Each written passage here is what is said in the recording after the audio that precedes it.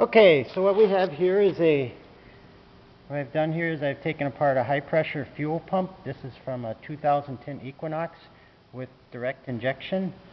And basically the condition that this vehicle had is after you would shut the key off, the vehicle would continue to run on its own for probably 3 to 5 seconds. And what we noticed, or what I noticed once pulled the dipstick out, is that there is a fair amount of gasoline in the oil, and the cause of that leak of the gas getting in the oil is a leak in the high pressure fuel pump. And what this, I'll show you here, all this here is, this is the assembly that goes in there. This, oops, let me get this right here. This goes in there like that. This fits on top of there, and then this just threads down on top of there like so. So that's your high pressure fuel pump. This is your inlet from the low pressure fuel pump that's in the tank, and this is the outlet to the high pressure fuel rail. Again, this is a direct injection vehicle, so we're running a couple thousand psi of fuel pressure on the injectors, because the fuel is getting injected directly into the cylinder, not into the intake manifold, as with most cars. Most fuel injected gasoline cars, this one is injecting it right into the cylinder head. So the problem is that we were getting gas in the oil, and this was creating a run-on condition. So this here is basically the plunger assembly. This here, the assembly bolts to the cylinder head and rides off a lobe on the camshaft. There's also what looks like a hydraulic lifter in there that's following, or a cam follower, or whatever you want to call it, on the camshaft. And this here is your plunger assembly. This here rides on that lifter, this end of it right here. And you can see here, if I can squeeze this enough, you can maybe see that plunger coming out of the cylinder, or piston coming out. And there's also an electronic fuel pressure regulator on here, which allows the fuel to bypass the outlet on the high pressure side and just recirculate in the pump, and this here will control your fuel pressure. So again, this was the problem. This is why the fuel was getting in the oil, was a leak. I don't think it was the O-ring on here. I think it's probably leaking through the plunger and getting into the cylinder head and thus into the oil. And it didn't take very long. It only took about 5 minutes to get a quart or so of gas into the oil, and that was enough to create the vehicle had a P0172 rich condition. Fuel trims were at minus 50 on the long term and about minus 25 on the short term, so they were probably about maxed out. And what made this interesting is when this vehicle ran on, it ran really, really smooth. It's like you never shut the key off, and it had me thinking at first that we had an electrical issue, that the power to the ECM wasn't being shut off, or the PCM on these vehicles more or less just get a signal that you've turned the key off. So we spent a couple hours chasing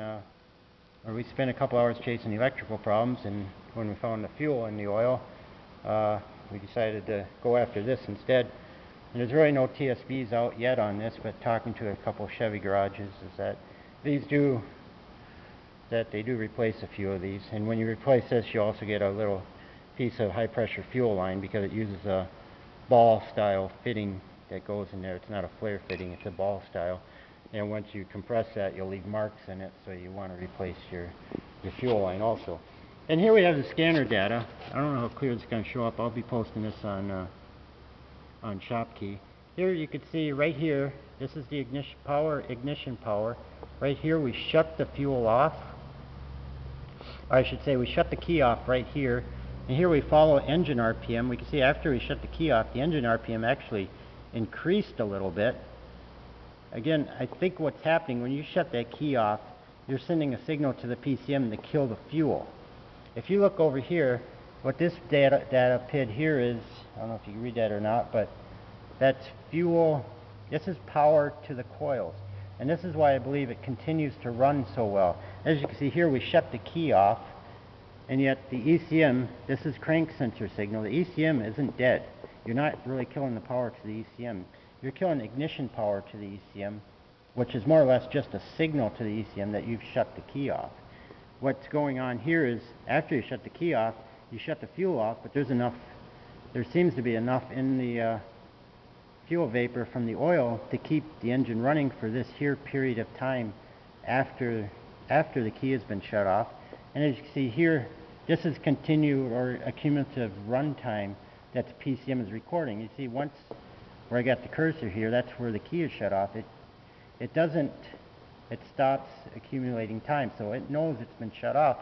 But I think because the combination of the crank sensor is still working, and the cam sensor, by the way, works too, and we have power to the coils yet, that we're still getting spark out of it, and because of all the fumes in there, in the engine, which can be drawn through PVC or whatever, through the vent valve, off the valve cover, that there's enough fumes there to keep that engine running for probably 3 to 5 seconds until it finally does kill the power to the coils.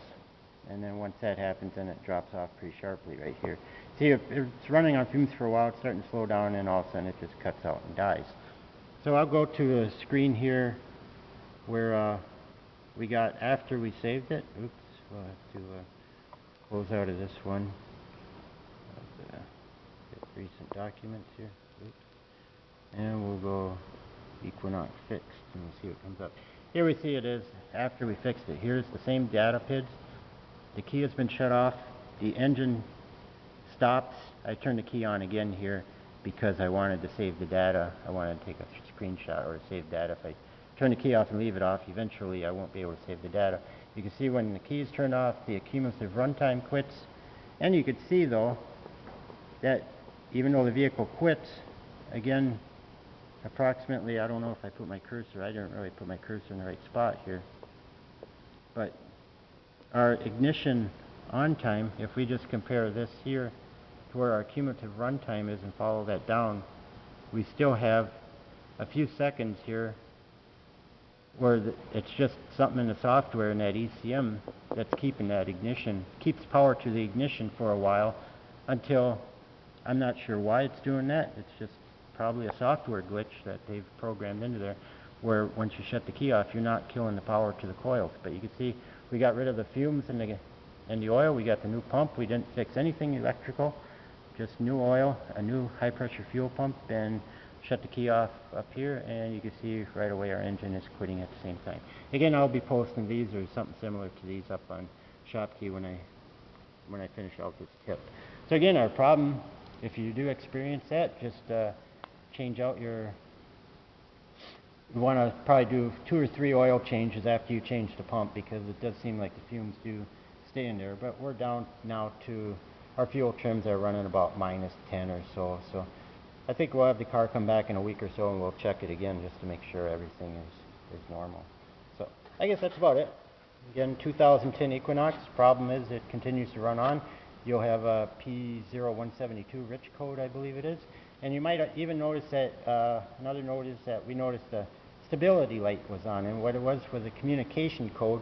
And again, I think that's because the engine thinks it's still running. I think that PCM is probably somewhat confused, and that's why we had that communication code, I think, with the ABS module. The stability light was on, and once we fixed this, the stability light never came back on again either. So I think that's all related. The EBCM may be looking for, or maybe looking for a signal from the PCM, or maybe the other way around. I'm not really sure how that works, but since we fixed the fuel pump, the stability light hasn't come back on either. So I think it's just the way that these things are programmed. So I guess that's about it. Okay.